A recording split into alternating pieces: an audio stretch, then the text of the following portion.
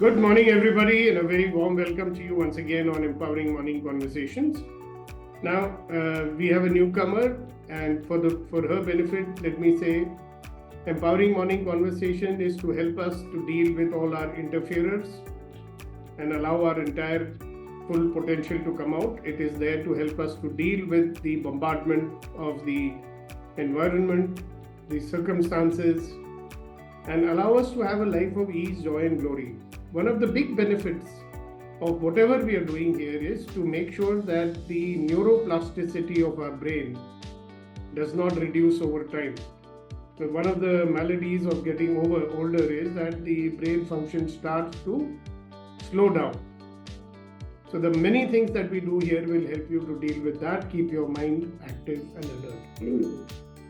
All right, so question for you. Why is it that you are not permitted to drink and drive? Can I get a response from you? Why are we not allowed to drink and drive? Yes, Reddy Garu. In the intoxicated and your brain will not be in your control. That's right. Thank you. Yeah, Major Narayanan. Our reflexes would slow down, sir, and then it will inhibit in our proper driving. That's right. There was one more person who raised his hand. I didn't see that. Yes, Colonel Raj. I think the enforcement authorities think a guy who drinks, he cannot drive well. Yeah, but why? That's what the reason is, he hardly said. They think that thereafter the reflexes are slowing. That's but correct. in US with 80, 90 years also people are allowed to drive, but not after drinking. All right, Hari. Yeah, ability to perceive and differentiate or distinguish things diminishes. Yeah. Okay, very good. So now let me come to, why. Okay? It's one of the reasons. Main thing is that this frontal cortex of ours, which is the thinking brain, which is the navigator, which is the forward-thinking brain, the logical brain, when it gets affected by anything, right? Whole lot of things are affected. So you remember brain number one is what? Brain number one is the reptilian brain, okay? The reactive brain. Brain number two is the hippocampus, and that's the one which is the habit-forming brain. It is forming connections, etc. And the thinking brain is this frontal cortex of ours. So if anything is going to inhibit the frontal cortex, right, we are not operating at peak efficiency. Now if you're on a bomber or something, you don't want your navigator to be drunk, for sure. So the prefrontal cortex is our navigator. And what is interfering with its ability to function properly is this reactive brain and the midbrain. Now if the person, or rather the part of your head which is supposed to manage the midbrain, and the reactive brain is this prefrontal cortex. So if the controller itself is affected, what's going to happen to the rest of us? So we must do everything in our power to make sure that our prefrontal cortex, brain number 3, is in control and not allowing 1 and 2 to take over. Okay, so there are many very subtle or not so subtle signals that you get, and you know that your brain number 3 is not working, this is not working, this is working, this is working. How do you get to know that? In fact, studies show that most people, most of the time, more than 90% of the time, are controlled more by the reactive brain and the resisting brain. So very little time for our thinking brain to work properly, isn't it?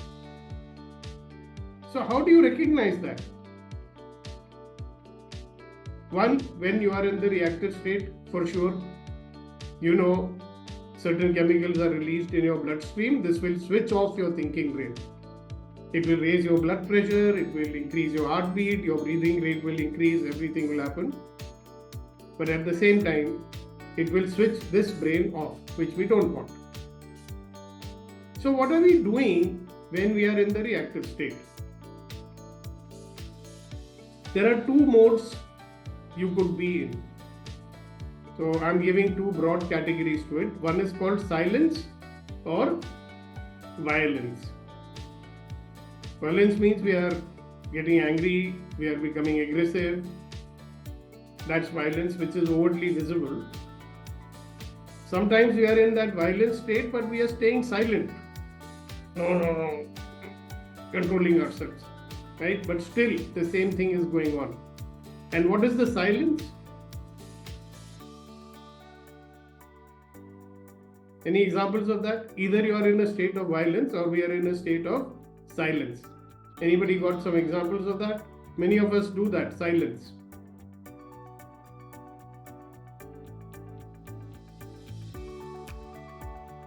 Yes, Going Ritika. into the Yeah, Ritika. We don't show emotions. Yeah, you withdraw into your shells, right? That's why. Good, thanks. Yeah, Hari. yeah, I was about to say the same. Going into the shell. Yeah. And if you are in a conversation and you react, silence could be you withdraw from the conversation only. Or you may say, okay, let's talk about something else. Or you change the topic. These are all signs of, silence, like withdrawing. So it's basically when this brain number one is, only thing it does is either it goes into the fight mode, that is the violence, or it gets into the flight mode, which is the silence. So if you remember the session we did on conflict strategies? How many of you remember that? Conflict strategies. So when you are in the violent mode, what kind of conflict behavior do you have?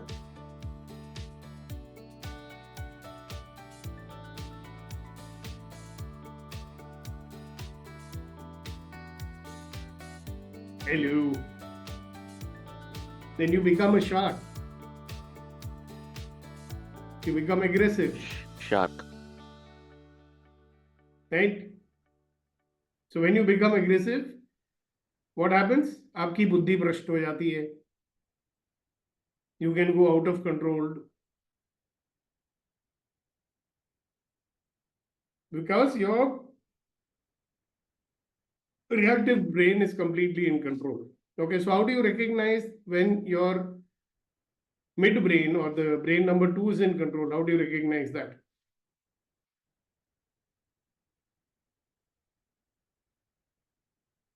Because remember, when this midbrain is or the brain number two is active, it is triggering the brain number one. It triggers a reaction in you. What is brain number two doing all the time? Comparing, judging, comparing with past incidents to find out whether this incident is dangerous or not. Yeah. This is the brain which is going right and wrong, good and bad, agree, disagree, I like it, I don't like it, I hate it.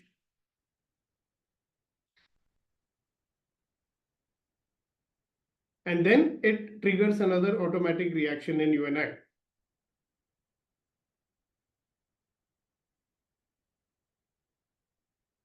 So when this happens, our thinking brain, who should be in control most of the time? You, right? Not your autopilot. So what's the point of discussing it this morning? Do you think?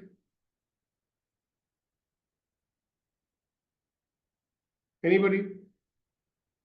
What are we trying to achieve by discussing this?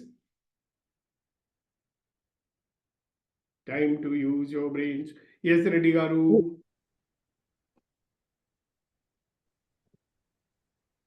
you are going to control or control your reactive brain and be in awareness.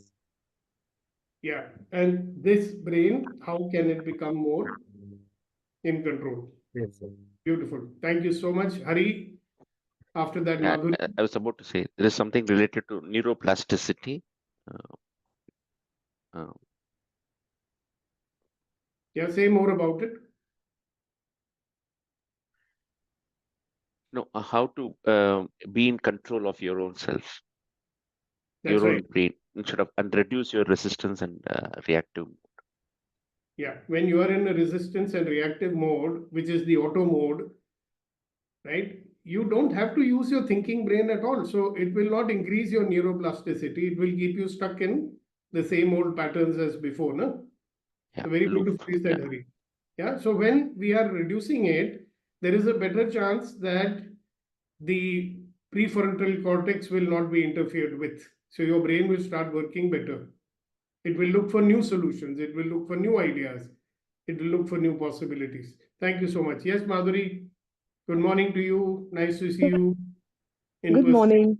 Morning. We are trying to go to the root cause so that we can improve our neuroplasticity.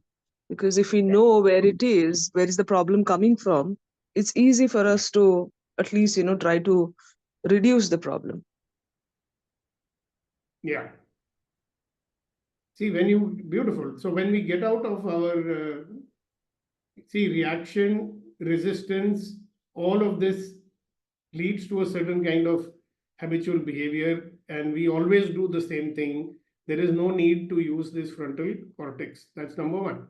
Number two, every time the reactive brain and the resisting brain is active, it is not allowing our navigator to function properly. Okay. I mean, why is it that children's brains are much more alert, alive, curious, and they learn faster? Because they are not having a data bank of reactions as much as we have. So as we're getting older, we are accumulating so much kachada in our brain as a reference point for our reactions. See, notice how much time our brain is taking in proving to ourselves I am right in what I'm thinking. Have you noticed that? I'm right, that fellow's wrong. How many times?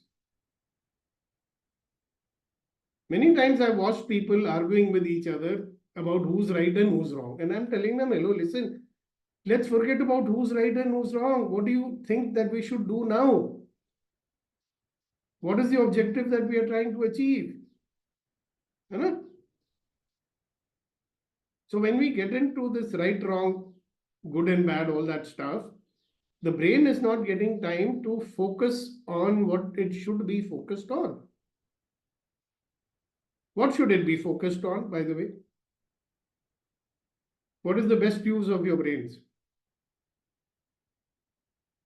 To finding solutions or to going on talking about problems and who caused it and why it happened and all that? Yes, Hari. What else is possible? Exactly. Looking for new possibilities, looking for ways how we can move ahead. Eh? What else would you use your frontal prefrontal cortex for? This brain. When you get out of the survival mode. So how do you recognize you are in the survival mode, by the way?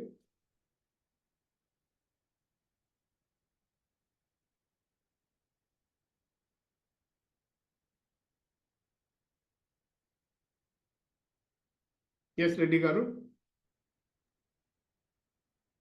Mention that Can't hear you very well. if your body in vibration, Okay. because we'll react, resist, and you'll be in stress always.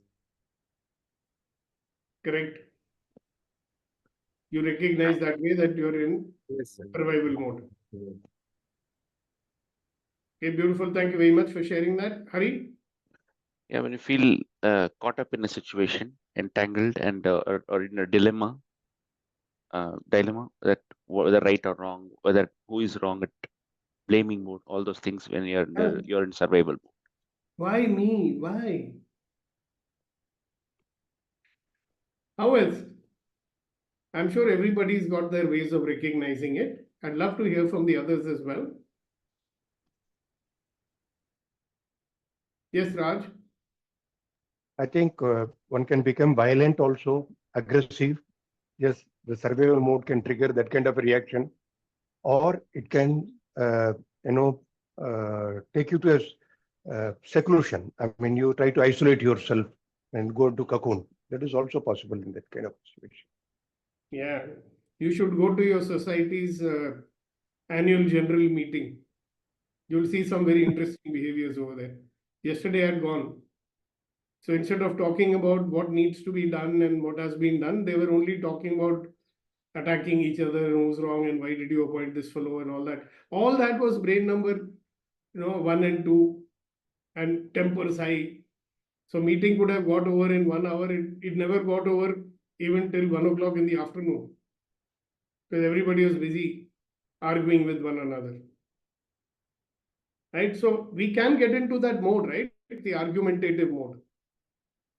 Sometimes we do it silently also, by the way. You're mentally engaged, but in your mind you're arguing. No, this is wrong. These people should not be saying like this. And then you might even withdraw.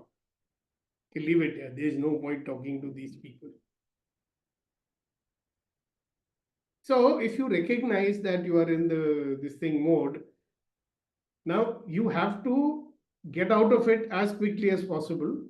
Recover your brain. When I say recover your brain, means recover your navigator, recover your frontal cortex. So do you remember some exercises that I had told you? Yeah. Now you cannot sit and do the discretion exercise when you're in the middle of a conversation, can you? So what is the exercise you will do? You see that you are in the reactive state. You want to get out of it. You realized it. How do you do that? What is the quickest method that I've taught you? Yes, Amisha, go ahead. Unmute your mic, please.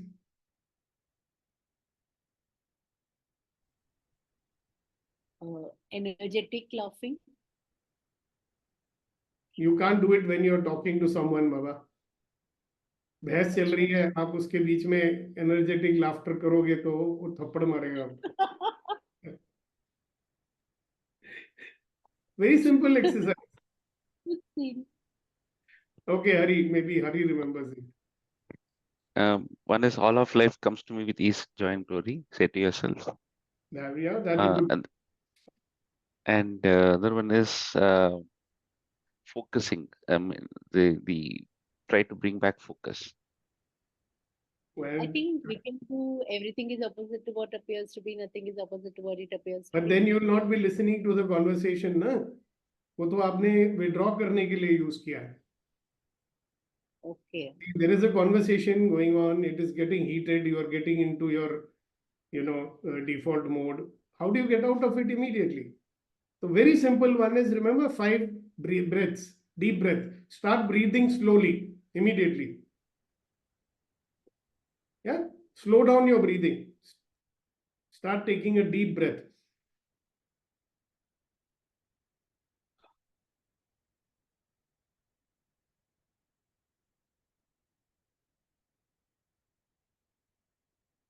Start with this slow breathing. See, when the moment you start doing slow breathing, your listening will improve. Okay. Slow breathing. You will be present to the other person. You'll realize that other fellow is out of control. So you'll not be so upset with them.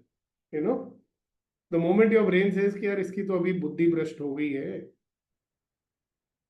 छोड़ दो उसको अभी. Don't have to argue with him. And there's another thing that you have in your brain, it's called the mirror neurons. Okay. So now when somebody is agitated and upset, you are also getting agitated and upset. You know?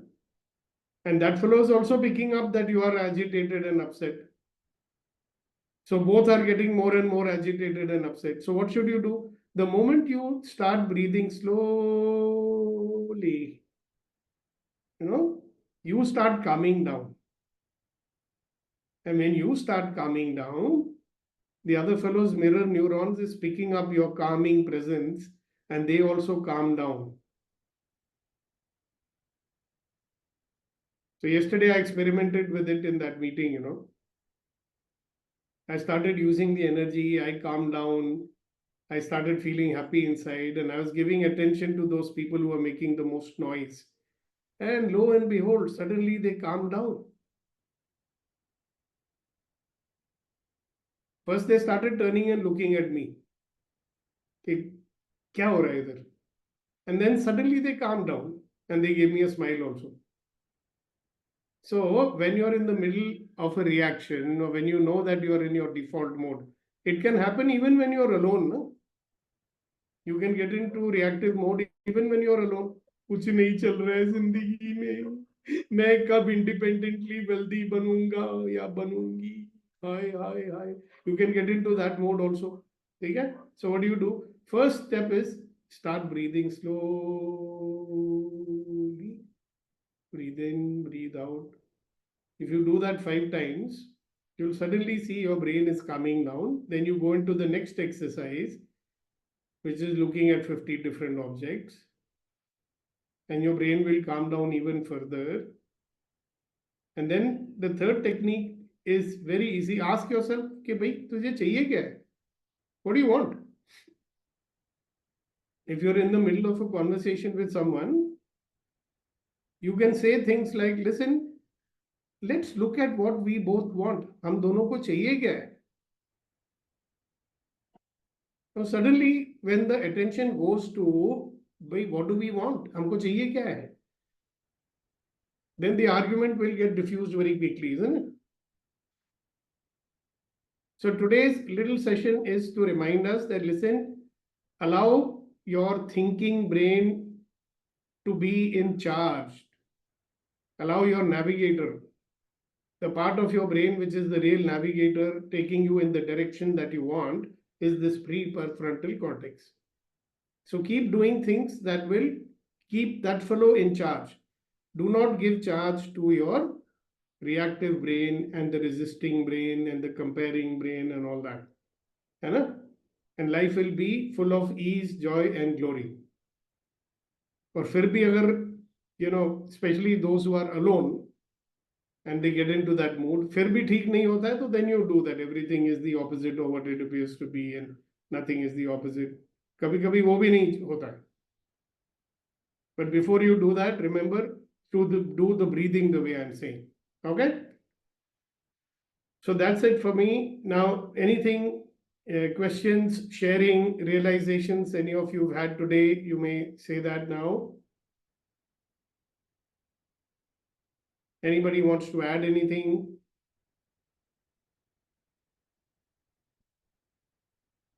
Any questions?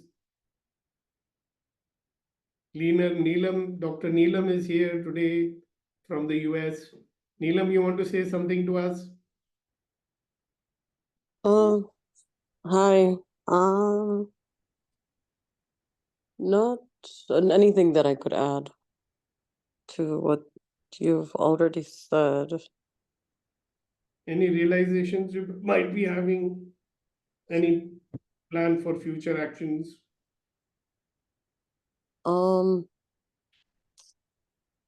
Yeah, like you said, like kind of getting out of the negative spiraling and thought process. And sometimes it's not about using the tools, like sending the light to the person or the thing, or reflecting the light back to you, and or saying everything is opposite of what it appears to be, and nothing is opposite of what it appears to be. Sometimes just simply just being and stepping away and taking a deep breath. Beautiful. Thank you so much. Yes, Sheetal? First of all, I'd like to say that it's indeed a very insightful session. And one thing that I just recalled and I would like to add could be one of the strategies of just grabbing a glass of water, drinking loads of water, because what I understand is when you stuff yourself with a lot of water, it changes the chemical equation in your body. And the state that you are in right now, if it's an agitated state, that state breaks. And if it breaks, then it's easier for you to do deep breathing, and it brings you to that calming effect sooner. So maybe that's the easiest way, along with deep breathing, just grab a glass of water. That's it. Marvelous. Thank you. So you. much. That's a great contribution. Thank you. Thank you so much. All right, guys. So thank you for everything. And anybody else, any last comments before we close for the day? And a request before we part, please go to the YouTube channel and like and share and subscribe if you have not already done that. Okay. Please share the EMC videos as much as you can so that other people get to know what we are doing over here. All right. So thank you very much. Have a nice day. And by the way, spend 5 minutes after the meeting to reflect upon what do you wish to achieve in the next 7 days. What do you wish to achieve in the next 7 days? Very important. It gives some direction to your actions through the week. All right. So thank you very much. God bless you and see you tomorrow morning. Bye-bye. Thank you. Thank